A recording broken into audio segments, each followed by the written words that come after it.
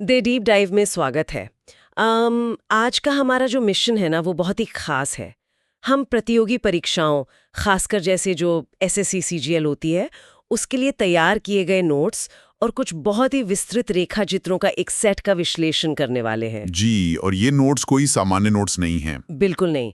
ये सामग्री भारत के निचले सदन, मेरा मतलब है लोकसभा की कार्यप्रणाली, उसके ढांचे और उन सारे नियमों को डिकोड करती है जो दुनिया के सबसे बड़े लोकतंत्र को चलाते हैं।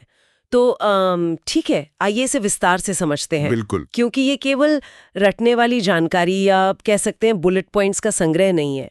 ये असल में वो विशाल और जीवंत तंत्र है जो ये तय करता है कि हमारे देश में सत्ता का पहिया कैसे घूमता है। हाँ, और यहाँ जो सबसे दिलचस्प बात है वो ये है कि जब हम संविधान के इन अनुच्छेदों का अध्ययन करते हैं तो वे अक्सर कागज पर लिखे बहुत ही सूखे और नीरस शब्दों जैसे लगते हैं। एकदम सही, बोरिंग से लगते हैं शुरुआत में। हाँ, लेकिन अगर हम इन नियमों की परतों को हटाएं तो पता चलता है कि ये एक जीवित और निरंतर चलने वाले सत्ता के संतुलन को आकार देते हैं। आज हम जिस अध्ययन सामग्री पर चर्चा कर रहे हैं वो बहुत ही स्पष्ट तरीके से ये दिखाती है कि कैसे हर एक छोटी सी प्रक्रिया, चाहे वो चुनाव लड़ने की योग्यता हो या सदन में अनुशासन का नियम, ये सब हमारे पूरे लोकतांत्रिक ढांचे को ढहने से बचाते हैं। तो चलिए सीधे संविधान के पन्नों से इस यात्रा की शुरुआत करते हैं। हमारे पास जो सामग्री है वो एक बहुत ही तार्किक क्रम में संसद के पूरे आर्किटेक्चर को समझाती है। ये सफर शुरू होता है अनुच्छेद 79 से, जो मूल रूप से पूरी संसद के गठन का आधारभूत ढांचा है। जैसे कोई नींव रखी जा रही हो। एग्जैक्टली।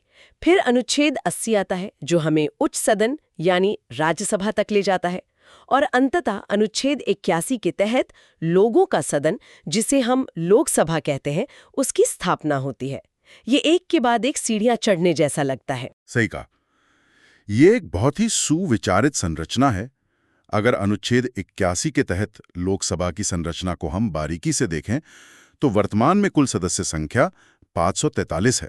543, हाँ। और यहीं पर अनुच्छेद 82 पूरी तस्वीर में एक बहुत बड़ा मोड़ लेकर आता है। अनुच्छेद 82 क्षेत्रीय प्रतिनिधित्व और परिसोमन की बात करता है। परिसीमन, जिसे अंग्रेजी में डीलिमिटेशन कहते हैं। हाँ। और इसे समझना बहुत जरूरी है। ये सिर्फ एक तकनीकी शब्द नहीं है, इसका सीधा सा अर्थ है जनसंख्या के आधार पर चुनाव क्षेत्रों की सीमाओं को फिर से तय करना। सिद्धांत रूप में हर एक सांसद को लगभग समान संख्या में लोगों का प्रतिनिधित्व करना चाहिए। लेकिन इस सामग्री में एक बात बहुत ही स्पष्ट रूप से हाईलाइट की गई है, वो ये कि परिसीमन के इस नियम के बावजूद ये 543 सीटें वर्ष 2026 तक यथावत रहेंगी, मतलब फिक्स्ड रहेंगी। जी। 2026 तक सीटों की संख्या में कोई बदलाव नहीं होगा। ऐसा क्यों है? में देखें तो भारत के विभिन्न राज्यों में जनसंख्या वृद्धि की दर एक समान कभी नहीं रही है। उत्तर और दक्षिण का अंतर। बिल्कुल। दक्षिणी राज्यों ने परिवार नियोजन और जनसंख्या नियंत्रण में बहुत अच्छा काम किया है, जबकि कई उत्तरी राज्यों की आबादी काफी तेजी से बढ़ी है। अगर हर जनगणना के तुरंत बाद परिसीमन करके सीटें बढ़ाई जाती तो जिन राज्यों ने जनसंख्या नियंत्रण किया उन्हें संसद में कम सीटें मिलती। एकदम सही पकड़ा। ये एक तरह से अच्छे काम के लिए सजा देने जैसा होता। इसीलिए राजनीतिक और क्षेत्रीय प्रतिनिधित्व का एक स्थिर संतुलन बनाए रखने के लिए इन सीटों को एक निश्चित समय तक फिक्स कर दिया गया। ये सच में एक बहुत ही शानदार नजरिया है। खैर, 543 सीटों का ये ढांचा और परिसीमन का गणित तो स्पष्ट हो गया, लेकिन इन 543 कुर्सियों तक पहुंचने का असल रास्ता क्या है? वो भी एक लंबी प्रक्रिया है। हाँ, एक व्यक्ति के लिए सांसद बनने की बुनियादी शर्तें क्या हैं?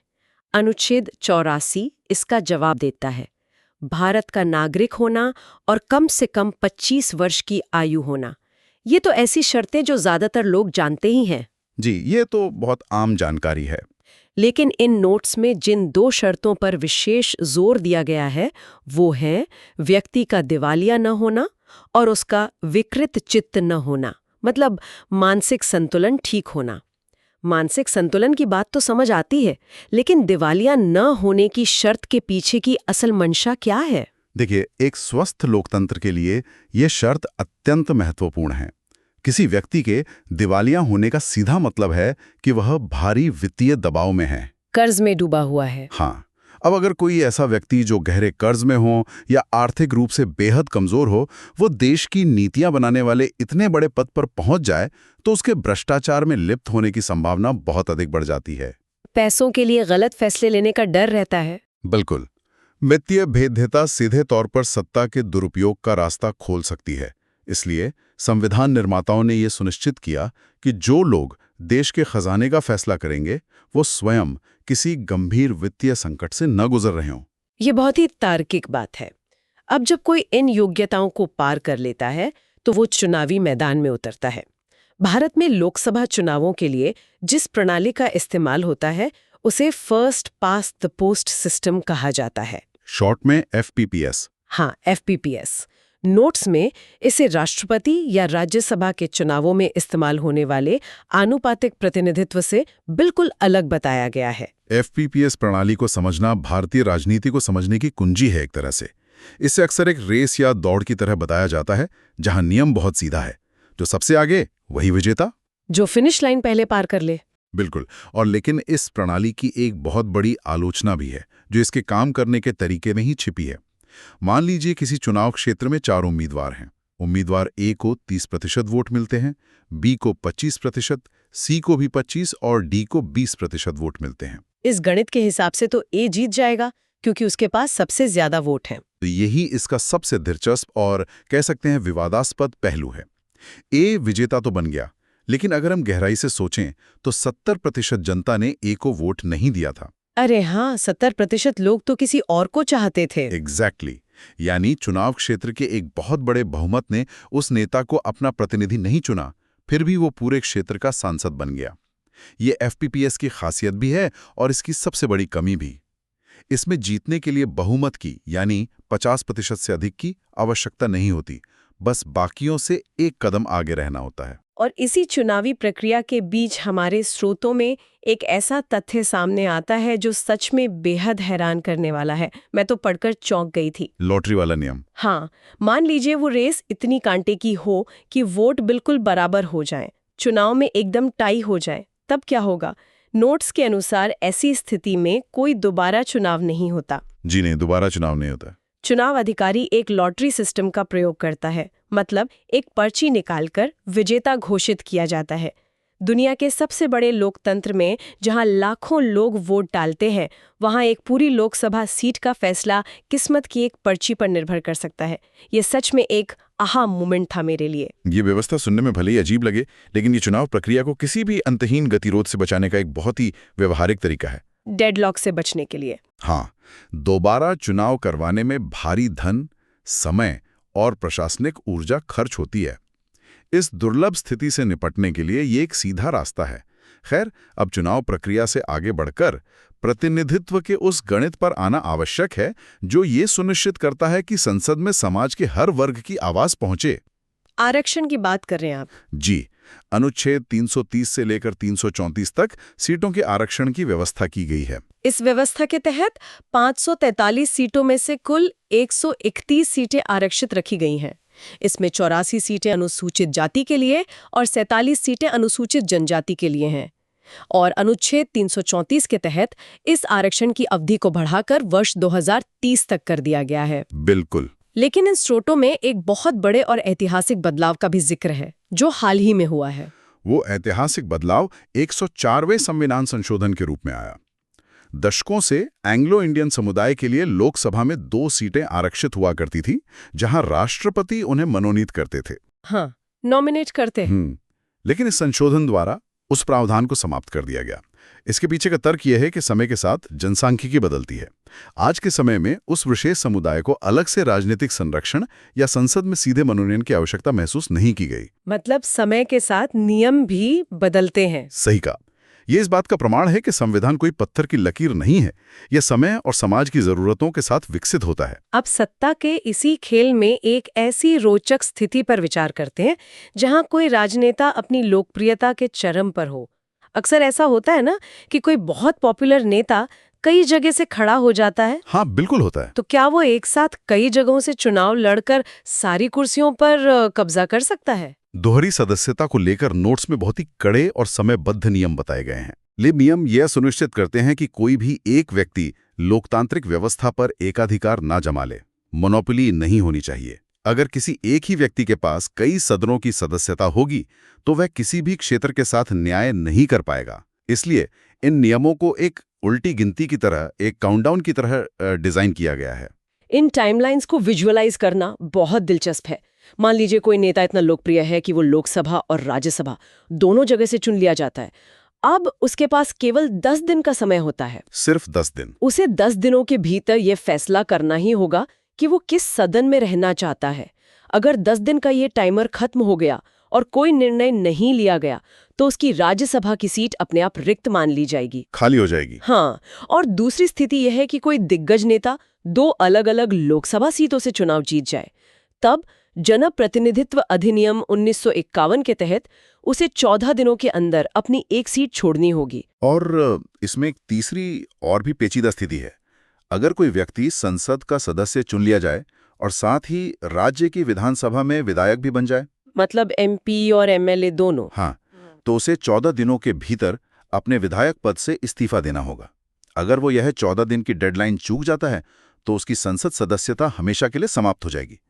अगर हम इसे बड़े परिप्रेक्ष्य में देखें तो यह एक बहुत ही सख्त प्रणाली है जो नेताओं को मजबूर करती है कि वे सत्ता को जमा करके न बैठें, अपना एक स्थान चुने और बाकी जगह दूसरों के लिए खाली करें। एकदम सही। अच्छा, सत्ता के इस पूरे बंटवारे और चुनाव के बाद एक बहुत ही व्यवहारिक संकट खड़ा होता है। जब पुरानी लोकसभा का कार्यकाल खत्म हो जाता है और नई लोकसभा चुनकर आती है तो पहले दिन सदन का संचालन कौन करेगा? क्योंकि स्पीकर तो होता नहीं है। वही तो, उस समय तो कोई स्पीकर होता नहीं है और यहीं पर प्रोटेम स्पीकर की भूमिका शुरू होती है। प्रोटेम स्पीकर की भूमिका एक पुल की तरह है जो पुरानी और नई व्यवस्था को जोड़ती है।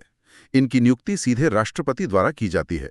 हालांकि संविधान में कोई कठोर नियम नहीं है इसके लिए, लेकिन एक स्थापित संसदीय परंपरा के अनुसार सदन के सबसे वरिष्ठतम सदस्य को ही इस पद के लिए चुना जाता है। और यहाँ वरिष्ठता का मतलब उम्र से नहीं है ना? हाँ, वरिष्ठता का मतलब उम्र से नहीं, बल्कि संसद में बिताए गए कार्यकालों की संख्या से होता है।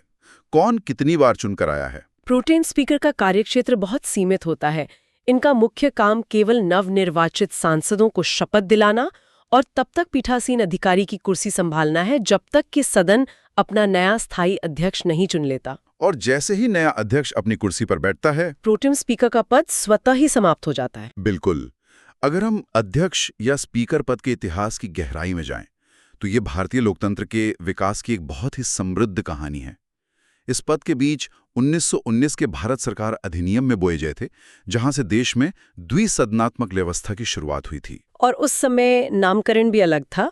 1921 में जब ये व्यवस्था लागू हुई तो पहले पीठासीन अधिकारी फ्रेडरिक व्हाइट बने थे, जिन्हें उस समय प्रेसिडेंट कहा जाता था। जी। फिर 1925 में एक ऐतिहासिक क्षण आया जब पहले भारतीय विट्ठल भाई पटेल इस पद पर आसीन हुए। अंततः 1935 के अधिनियम के बाद इस पद को वो नाम मिला जो आज हम इस्तेमाल करते हैं, अध्यक्ष या स्पीकर। ये सिर्फ एक नाम का बदलाव नहीं था, बल्कि एक ब्रिटिश नियुक्त अधिकारी से एक स्वतंत्र भारतीय लोकतांत्रिक संस्था के प्रमुख तक की यात्रा थी। आज अनुच्छेद 93 के तहत लोकसभा के सदस्य अपने बीच से ही एक अध्यक्ष और एक उपाध्यक्ष का चुनाव करते हैं। इसके लिए किसी विशेष बहुमत की नहीं, बल्कि साधारण बहुमत की आवश्यकता होती है। यहाँ स्रोत सामग्री में एक बहुत ही सूक्ष्म लेकिन महत्वपूर्ण बात बताई गई है। स्पीकर के पास सदन को चलाने की अपार शक्तियां होती हैं, लेकिन अध्यक्ष के रूप में उनकी कोई अलग से शपथ नहीं होती। हाँ, कोई अलग ओथ नहीं होती। वे केवल एक सामान्य संसद सदस्य के रूप में ही शपथ ग्रहण करते हैं। ये एक बहुत बड़ा प्रतीकात्मक संदेश है। ये दर्शाता है कि अपनी तमाम शक्तियों के बावजूद अध्यक्ष मूल रूप से सदन का ही एक हिस्सा है, सदन से ऊपर नहीं है। इसी के साथ उपाध्यक्ष पद को लेकर भी एक बहुत ही स्वस्थ लोकतांत्रिक परंपरा विकसित हुई है। वो विपक्ष वाली परंपरा? हाँ, अमूमन उपाध्यक्ष का पद मुख्य विपक्षी दल को दिया जाता है। ये कोई लिखित कानून नहीं है, लेकिन ये सत्ता पक्ष को मनमानी करने से रोकने और विपक्ष के साथ आम सहमति बनाने का एक शानदार तरीका है। लेकिन अगर सदन को ये लगने लगे कि अध्यक्ष निष्पक्ष रूप से काम नहीं कर रहे हैं, तो क्या होगा? अनुच्छेद 94 उन्हें हटाने की पूरी प्रक्रिया का वर्णन करता है। अध्यक्ष को किसी सनक के चलते रातों रात नहीं हटाया जा सकता। एक प्रॉपर प्रोसेस है। बिल्कुल। इसके लिए 14 दिन की पूर्व सूचना देना अनिवार्य है, 14 दिन का नोटिस। और सबसे बड़ी बात, हटाने का प्रस्ताव प्रभावी बहुमत से पारित होना चाहिए। प्रभावी बहुमत यानी इफेक्टिव मेजॉरिटी। इसके गणित को समझना बहुत आवश्यक है। ये साधारण बहुमत है या पूर्ण बहुमत से काफी अलग है। प्रभावी बहुमत का अर्थ है सदन की कुल सीटों में से उन सीटों को घटा देना जो उस समय रिक्त हैं। मतलब खाली हैं। जी, मान लीजिए कुल 543 सीटें हैं और 3 सीटें खाली हैं, तो बची 540। अब इस बची हुई प्रभावी संख्या का जो बहुमत होगा, यानी 271, वो प्रस्ताव पारित करने के लिए जरूरी होगा। हटाने की इस गंभीर प्रक्रिया के अलावा एक मजेदार रेजिग्नेशन चेन भी है, त्याग पत्र की श्रृंखला। अगर अध्यक्ष को स्वेच्छा से अपना पद छोड़ना हो तो वो अपना इस्तीफा उपाध्यक्ष को सौंपते हैं, और अगर उपाध्यक्ष को इस्तीफा देना हो तो वो अपना इस्तीफा अध्यक्ष को सौंपते हैं। ये एक दूसरे को बैलेंस करने का बहुत ही दिलचस्प तरीका है। और प्राकृतिक न्याय का सिद्धांत भी यहाँ लागू होता है। जब अध्यक्ष को हटाने का प्रस्ताव सदन में विचाराधीन हो तो वे स्पीकर की कुर्सी पर नहीं बैठ सकते। वे कार्यवाही का हिस्सा हो सकते हैं, लेकिन अध्यक्षता नहीं कर सकते। ये सुनिश्चित करता है कि कोई भी व्यक्ति खुद से जुड़े मामले में जज ना बन जाए। अब जब अध्यक्ष वास्तव में अपनी कुर्सी पर बैठे होते हैं तो उनकी शक्तियों का दायरा अविश्वसनीय रूप से बड़ा होता है। सदन के भीतर अनुशासन बनाए रखने के लिए वे सर्वोच्च प्राधिकारी हैं। अनुशासन के मामले में उनके पास किसी भी सदस्य को निलंबित करने या सदन से बाहर निकालने के लिए मार्शल्स का प्रयोग करने की शक्ति है। बिल्कुल।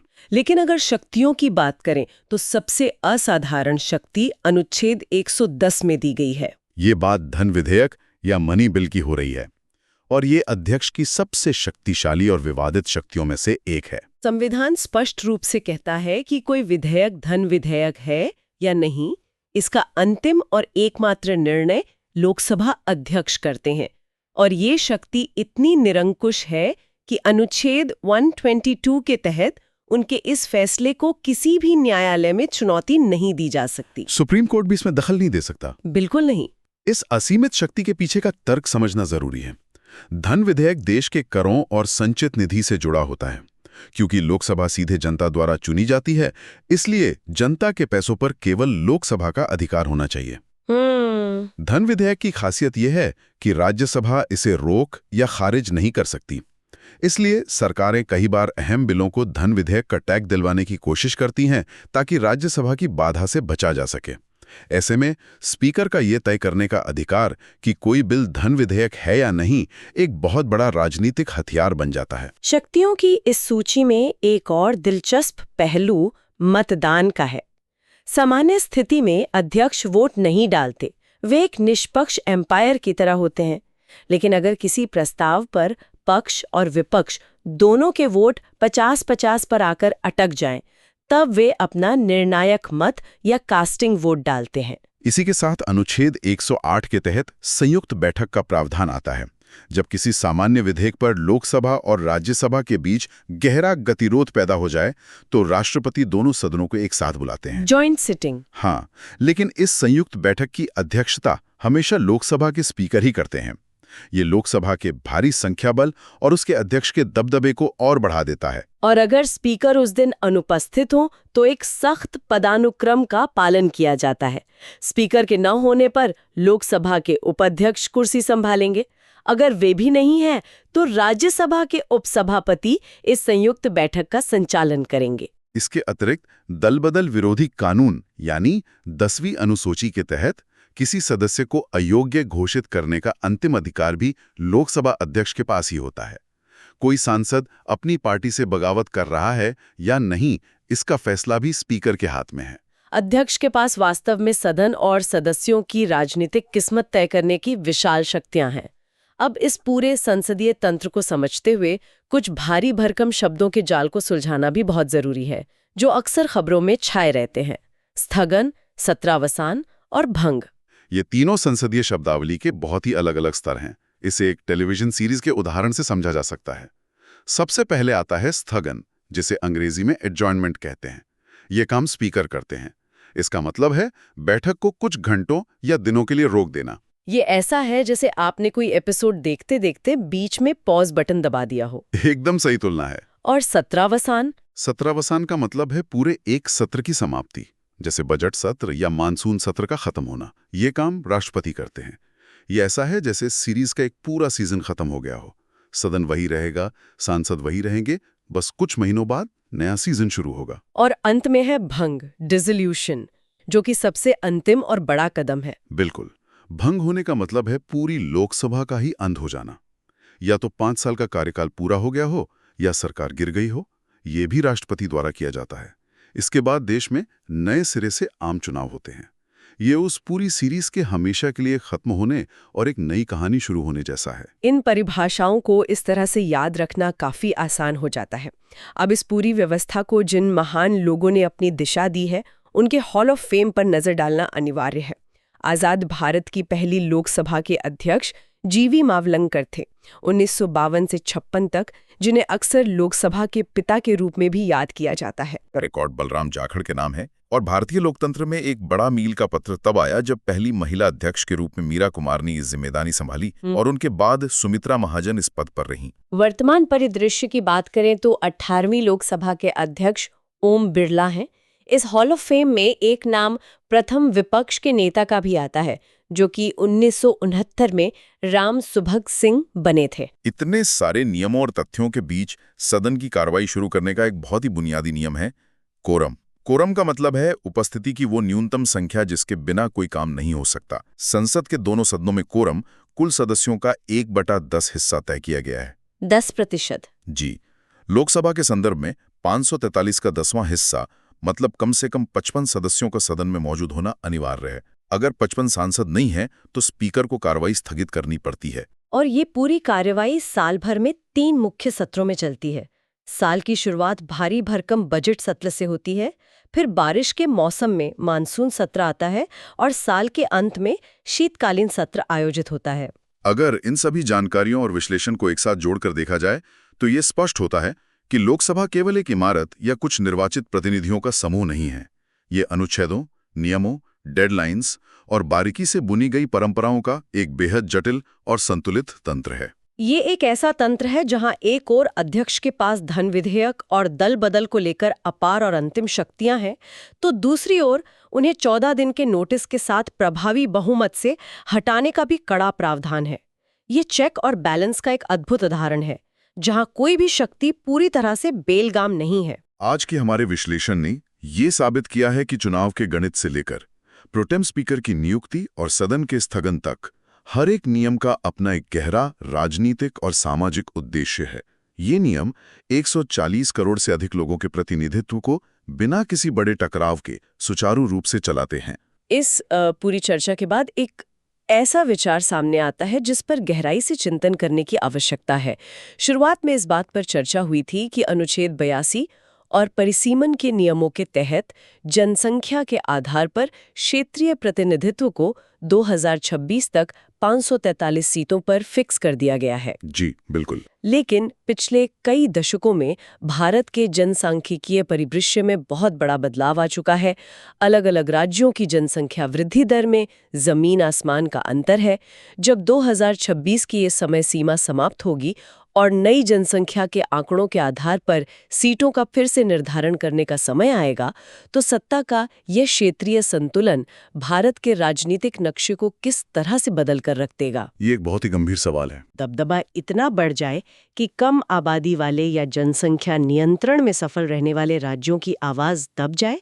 क्या ये स्थिति हमारे संघीय ढांचे के सामने एक ऐसा राजनीतिक तूफान खड़ा नहीं करेगी जिसका समाधान खोजना आज की सबसे बड़ी चुनौती बन सकता है? निसंदेह ये एक ऐसा ज्वलंत प्रश्न है जो भविष्य की राजनीति की दिशा तय करेगा। बिल्कुल।